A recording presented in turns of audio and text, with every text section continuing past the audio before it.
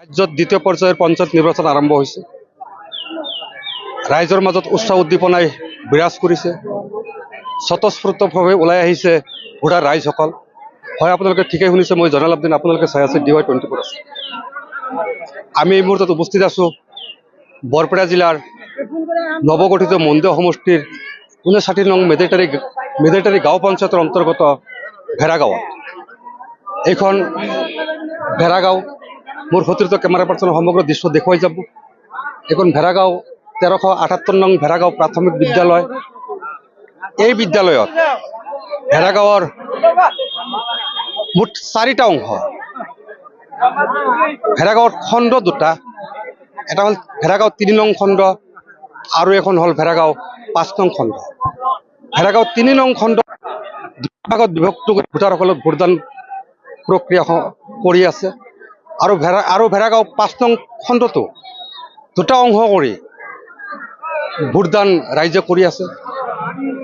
ইতিমধ্যে আমি জানিবলৈ পাৰিছোঁ বা শুনিছোঁ শান্তিপূৰ্ণভাৱে ভোটদান অনুষ্ঠিত হৈ আছে। কিছুমান ভোটাৰ ইতিমধ্যে কেৱল তেওঁলোকৰ ভোট সাব্যস্ত কৰি ওলাই আহিছে আৰু বহুতো লাইন দেখিবলৈ পোৱা গৈছে, বিশেষকৈ মহিলাসকলৰ লাইন ডাঙৰ দেখিবলৈ পোৱা গৈছে। ইতিমধ্যে সকলো ৰাইজ স্বতঃস্ফূৰ্তভাৱে ওলাই আহিছে সিহঁতৰ ভোটদান প্ৰক্ৰিয়া সম্পন্ন কৰিবলৈ। নিজৰ নিজৰ পচন্দৰ প্ৰাৰ্থীক ভোটদান প্ৰক্ৰিয়া কৰি আছে, ভোট দি আছে। এই ক্ষেত্ৰত যিসকল ভোটাৰে ভোট সাব্যস্ত কৰি ওলাই আহিছে তেখেতৰ পৰা আমি কিছু মন্তব্য ল'বলৈ যত্ন কৰিম। আপুনি ভোট দিলে নেকি? হয়, ভোট দিলোঁ এইমাত্ৰ। এইটো আজি আমাৰ গণতান্ত্ৰিক যি অধিকাৰ ভোট দি তাৰ সাব্যস্ত কৰিলোঁ আৰু শান্তিপূৰ্ণভাৱে আমাৰ এই ভোট কেন্দ্ৰত সকলো মানুহ ওলাই আহিছে আৰু লাইন পাতি শাৰী পাতি সকলোৱে ভোটদান কৰিছে। তাৰ বাবে বহুত ধন্যবাদ ৰাইজসকলক। আৰু সকলোৱে আহিব লাগে, ভোট দিব লাগে, নিজৰ নিজৰ অধিকাৰ সাব্যস্ত কৰিব লাগে। সকলো ৰাইজ ওলাই হওক, সকলোৱে ভোট দিয়ক। এখন গাঁৱৰ নাম কি? এইখন হৈছে ভেড়াগাঁও।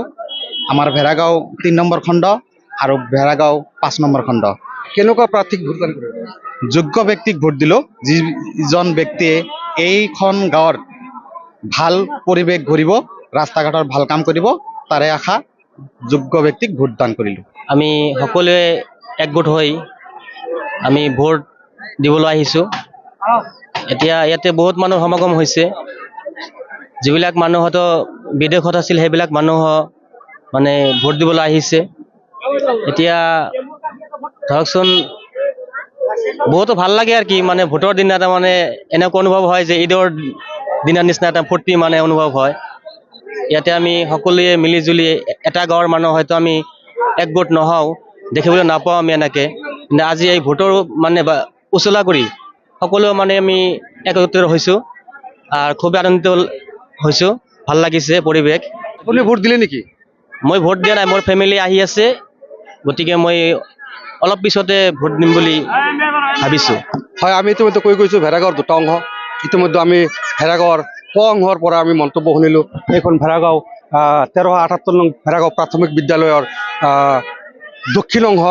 এই অংশটো টোটেল ভোটাৰৰ সংখ্যা আছে 1336টা।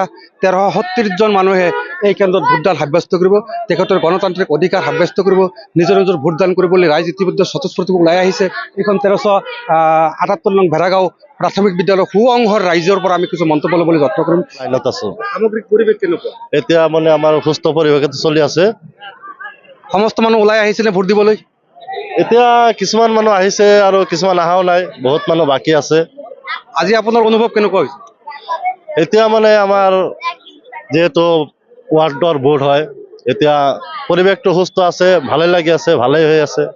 হয়, ইতিমধ্যে আমাৰ মাজত আহি উপস্থিত হৈছে এজন প্ৰাৰ্থী 59 নং মেদেটাৰী গাঁও পঞ্চায়তৰ আঞ্চলিক সদস্য পদৰ প্ৰাৰ্থী আমিলা খাতুন আমাৰ মাজত উপস্থিত আছে। তেখেতৰ পৰা কিছু ভাষ্য ল'বলৈ যত্ন কৰিম। তেখেতে কিয় আহিব লগা হ'লে এইখন ভোট কেন্দ্ৰত, কি ক'ব আৰু তেওঁৰ যিখন ভোটৰ নিৰ্বাচন সম্পৰ্কে তেওঁ কি ক'ব, সেই সম্বন্ধে আমি কিছু কথা জানিবলৈ তেখেতৰ ওচৰত যত্ন কৰিম। হয় বাইদেউ, আপোনাক নমস্কাৰ জনাই। ধন্যবাদ। প্ৰথমে মই সাংবাদিক বন্ধুক ধন্যবাদ জ্ঞাপন কৰিছোঁ। মই আমিলা খাতুন, মই প্ৰতিটো কেন্দ্ৰত গৈ ফুৰিলোঁ। ইতিমধ্যে মই ভেড়াগাঁও আহি পাইছোঁ।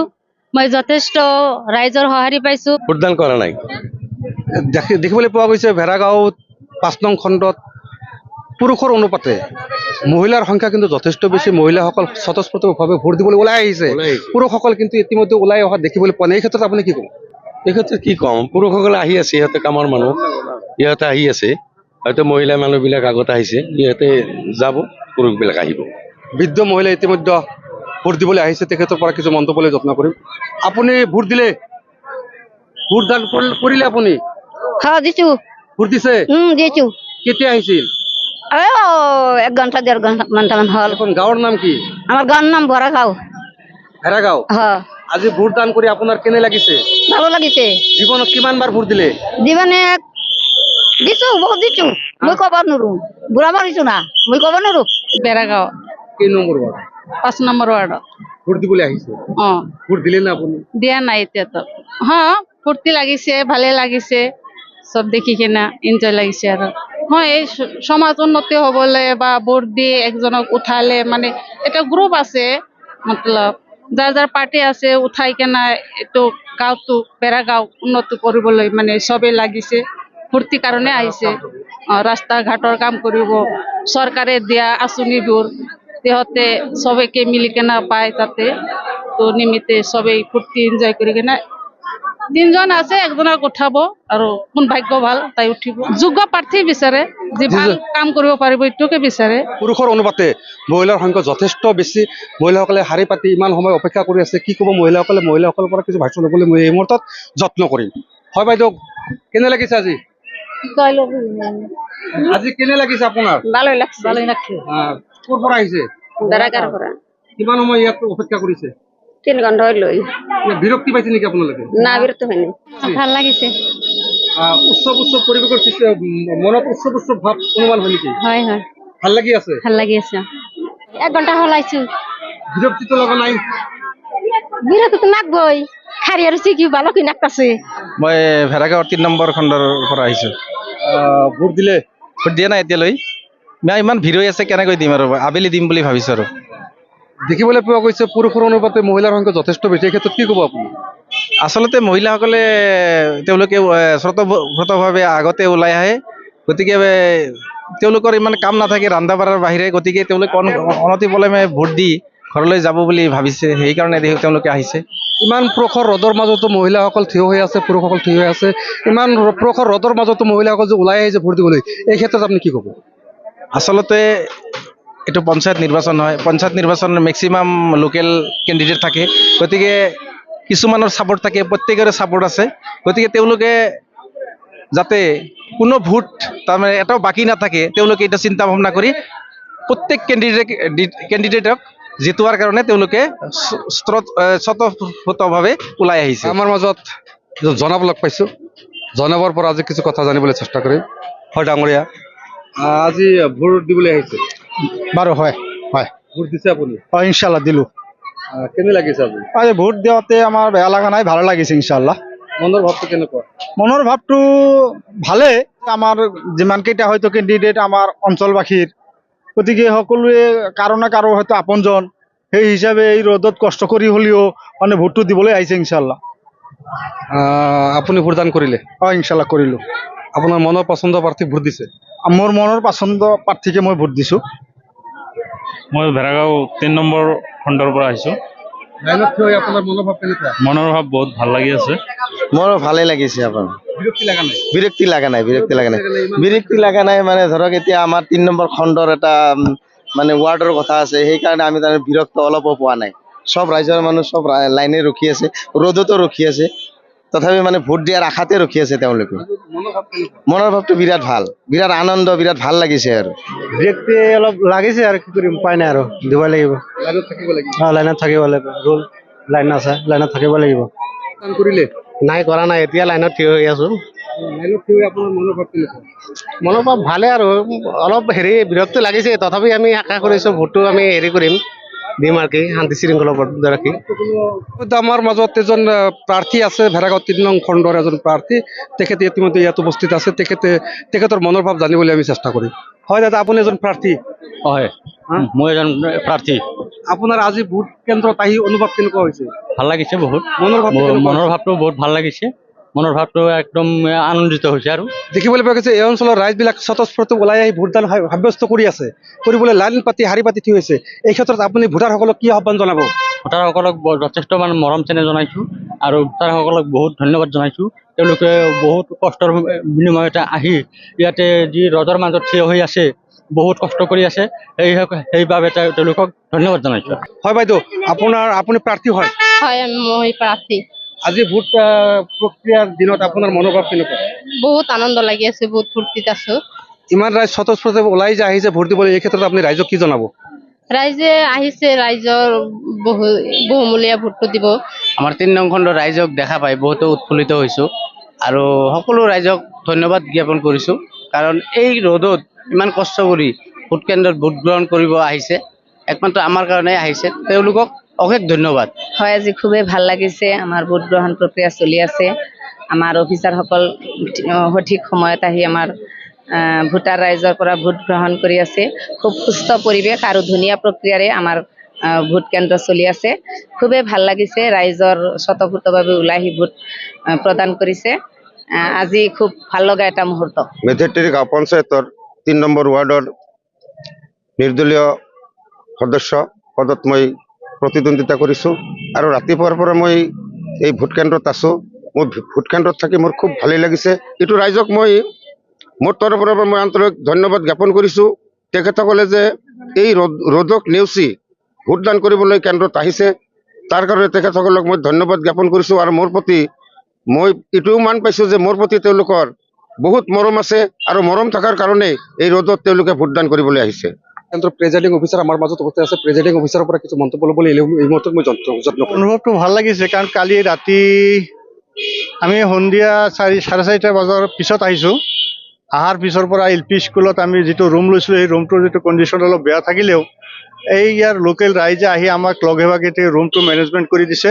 আৰু তেওঁলোকৰ এই সঁহাৰিটো আটাইতকৈ ভাল লাগিছে যে আমাৰ আমি দূৰ দূৰণিৰ পৰা যি অফিচাৰবিলাক অহাৰ পিছত আমি যি কষ্ট কৰি অহাৰ পিছতে তেওঁলোকে আমাক যে সংগ দিছে আৰু আমাক সহায় কৰিছে, এই লৈ মই আপ্লুত হৈছোঁ। তেওঁলোকৰ প্ৰতি মই সন্তুষ্ট।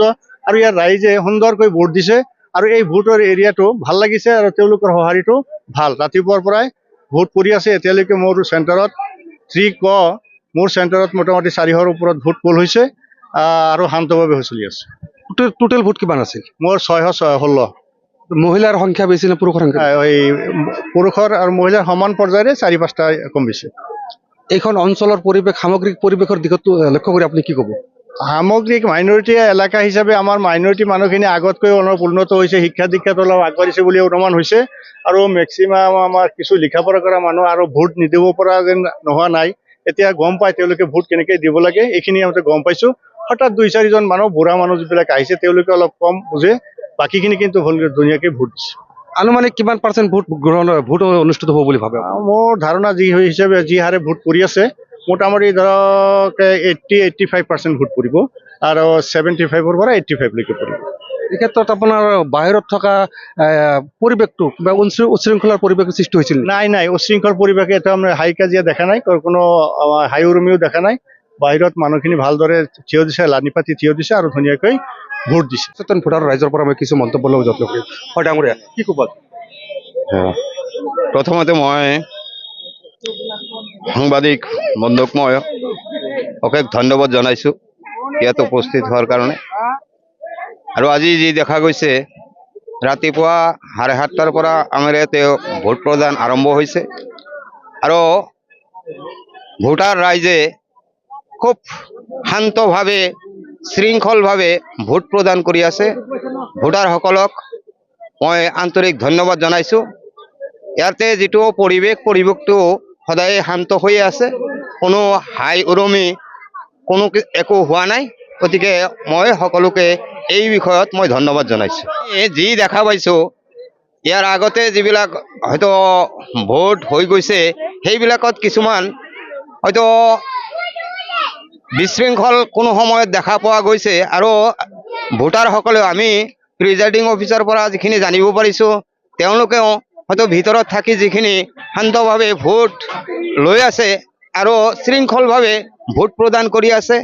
আৰু বৰ্তমান প্ৰত্যেকজন ভোটাৰেই প্ৰায় আগতে যিবিলাক হয়তো নজনা মানুহ আছিল বৰ্তমানে সকলোৱে জানিব পাৰিছে ভোট কেনেকৈ প্ৰদান কৰিব লাগে। আজি যি পঞ্চায়ত নিৰ্বাচন, এই পঞ্চায়ত নিৰ্বাচনত সকলো মানুহৰ সকলো ভোটাৰৰ নিজাববীয়াকৈ প্ৰাৰ্থী আছে। গতিকে আজি সকলোৱে স্বতঃস্ফূৰ্তভাৱে আজি নিজ নিজ যিবিলাক আপোনাৰ প্ৰাৰ্থী আছে এখেতক ভোট দান কৰিবলৈ আজি প্ৰখৰ ৰ'দৰ মাজত কোনেও ঘৰত বহি থকা নাই। আজি কষ্ট কৰি হ'লেও আজি সকলোৱে ভোটদান কৰিবলৈ ইয়াতে লাইনত থিয় দি আছে প্ৰখৰ ৰ'দৰ মাজত। আপুনি ভোট দিলে দিছোঁ। দেখুৱাই দিয়কচোন, আমাৰ DY24 আছামৰ দৰ্শকক দেখুৱাই দিয়ক। মই ভোট প্ৰদান কৰিছোঁ, মই 11 বজাত ভোট প্ৰদান কৰিছোঁ। আপোনাৰ পচন্দৰ প্ৰাৰ্থীক আপুনি ভোট দিছে? হয় হয়, মই পচন্দৰ প্ৰাৰ্থীক মই ভোট প্ৰদান কৰিছোঁ। মই 7:30 বজাত ঘৰৰ পৰা ওলাই আহিছোঁ। গতিকে মোৰ পচন্দৰ প্ৰাৰ্থী মই প্ৰথমে আহি মোৰ পচন্দৰ প্ৰাৰ্থীক মই ভোটটো প্ৰদান কৰিছোঁ। আমি শুনাই দিলোঁ সচেতন ব্যক্তিসকলৰ ভাষ্য। নিৰ্ধাৰণ কৰিব 11 মে'ত কোনে মাৰিব শেষ আহি। আপোনালোকে চাই আছিলে DY24 আছাম। মই জয়নাল আব্দিন, ধন্যবাদ।